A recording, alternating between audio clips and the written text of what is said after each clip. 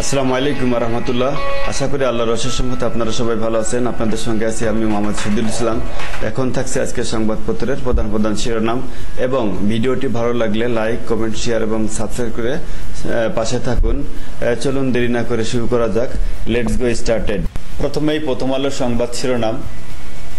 বর্ষায় তাপ বাড়ছে, কমছে বৃষ্টিও। দেখা যায় জুন, জুলাই ও আগস্ট মাসে গড় বৃষ্টিপাত যথাক্রমে 0.16 মিলিমিটার, 0.3 মিলিমিটার এবং 0.10 মিলিমিটার কমেছে। বাংলাদেশের সবচেয়ে বেশি বৃষ্টি হয় জুলাই মাসে, এরপরই বেশি বৃষ্টি হয় জুন মাসে। মানবজমিনের সংবাদ মানবজমিনের নামে ভুয়া ওয়েবসাইট সতর্ক থাকার জন্য বলা হয়েছে। বাবা মা সবার জন্য দোয়া করেছি, এখানে নামাজ পড়তে ভালো লাগে। জিয়া, খালেদা ও কোকো আন্দোলনে নিহতদের পক্ষে বিএনপির কুরবানি। পশু কুরবানির সময় আহত হয়ে ঢাকা মেডিকেলে 94 জন। 2024 সালে প্রবাসীদের জন্য সবচেয়ে ব্যয়বহুল শহর হয়ে উঠেছে হংকং। পোস্তায় চলছে কুরবানির পশুর চামড়া বেচাকেনা। খালেদা জিয়ার সঙ্গে ঈদের শুভেচ্ছা বিনিময় দলের নেতাদের। কমছে পৃথিবীর আভ্যন্তরীণ কেন্দ্রের ঘূর্ণন গতি, প্রভাব পড়তে পারে দিন রাতের মেয়াদে। 100 কোটির মানহানির মামলা করলেন রাবিনা। রাজধানীর 2 সিটিতে কোরবানির বর্জ্য অপসারণ শুরু।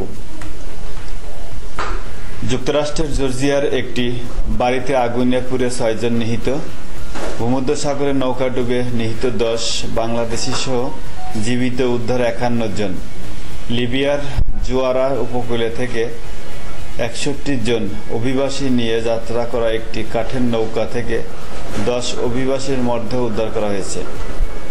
রাফার 60% অঞ্চল নিয়ন্ত্রণের দাবি ইসরায়েলের। পাহাড়ি ঢল বর্ষণে সুনামগঞ্জের নতুন এলাকা প্লাবিত, বড় বন্যার আশঙ্কা। তারপরে 4 অঞ্চলে 60 কিলোমিটার বেগে ঝড়ের আশঙ্কা। 23.5 লাখ পশু অবিকৃত, খামারিরা লোকসানে। শিক্ষা প্রতিষ্ঠানে 1 সপ্তাহ কমতে পারে গ্রীষ্মের ছুটি। ঈদের দিনে সড়কে গেলেও 12 প্রাণ। পবিত্র ঈদুল আজহার দিনে দেশের 7 জেলায় 8টি দুর্ঘটনায় 12 জন নিহত হয়েছেন। তরুণ যেসব নেতাদের হাতে নেতৃত্ব তুলে দিচ্ছে বিএনপি, নিষ্ক্রিয়, ব্যর্থ ও প্রবীণদের সরিয়ে তরুণদের দলের গুরুত্বপূর্ণ কমিটিতে আনার সিদ্ধান্ত। সারা দেশে যথাযোগ্য মর্যাদায় উদযাপিত হল ঈদুল আজহা।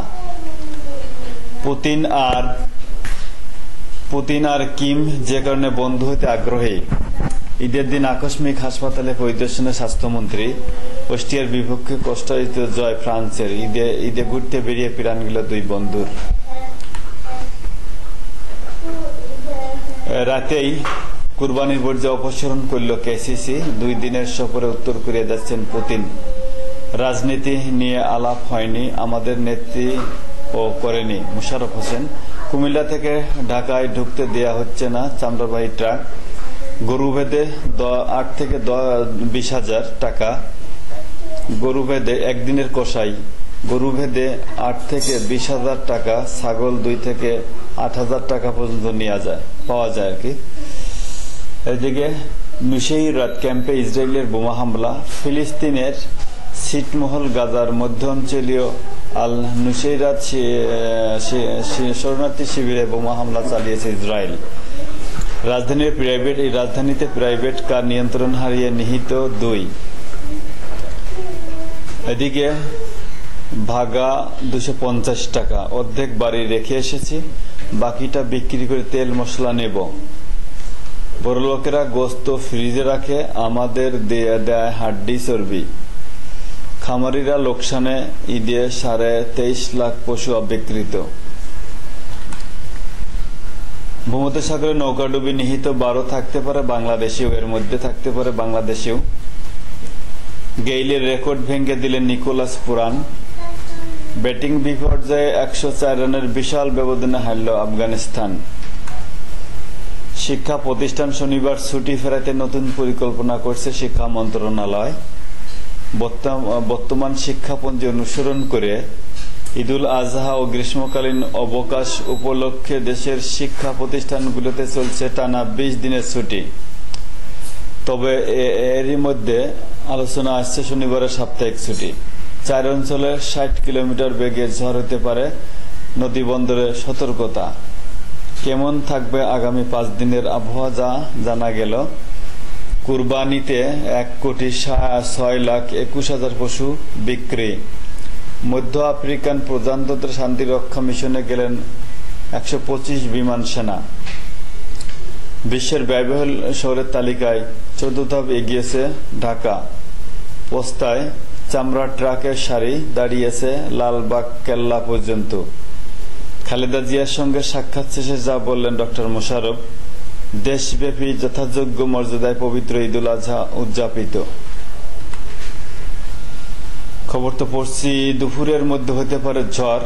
দেশের 4 অঞ্চলের উপর দিয়ে দুপুর 1টার মধ্যে ঘন্টায় 45 থেকে 60 কিলোমিটার বেগে ঝড়। শিক্ষা প্রতিষ্ঠানে গ্রীষ্মের ছুটি 1 সপ্তাহ কমতে পারে। ঈদুল আজহা ও গ্রীষ্মকালীন অবকাশে শিক্ষা প্রতিষ্ঠানে টানা 20 দিনের ছুটি চলছে। বগুড়া ঈদের রাতে 2 যুবককে কুপিয়ে হত্যা। বগুড়া ঈদের রাতে 2 যুবককে কুপিয়ে হত্যা করল। রাজধানীতে প্রাইভেট কার নিয়ন্ত্রণ হারিয়ে 2 জনের মৃত্যু। বিশ্বের ব্যয়বহুল শহরের তালিকায় 14 ধাপ এগিয়েছে বাংলাদেশ। 4 ওভারে কোনো রান না দিয়ে 3 উইকেট, ইতিহাসের পাতায় ফার্গুসন। চলমান টি-20 বিশ্বকাপ সৃষ্টি হলে এক অনন্য ইতিহাস। এই ছিল আজকের মতো, এখানেই শেষ করছি। ভিডিওটি ভালো লাগলে লাইক, কমেন্ট, শেয়ার এবং সাবস্ক্রাইব করে পাশে থাকবেন। যারা অলরেডি সাবস্ক্রাইব করেছেন তাদেরকে অসংখ্য অসংখ্য ধন্যবাদ।